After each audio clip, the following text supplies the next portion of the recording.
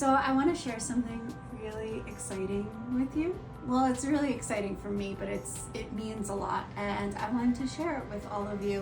When I first graduated from county college, it was my dream to go to NYU. My grades just weren't there, so I never went to that college, but I still always loved the idea of it. So I took a music course with NYU through Yellow Brick, and I just got my certification today. Oh my gosh.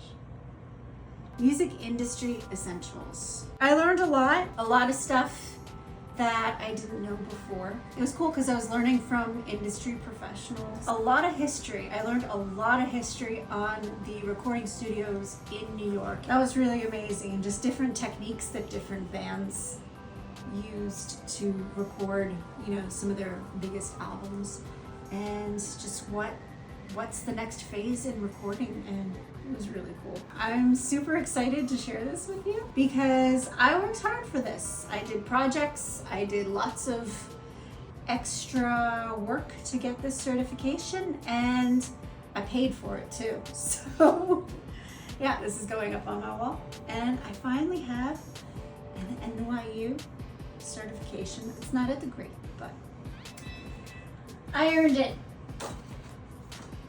And I'm proud of myself.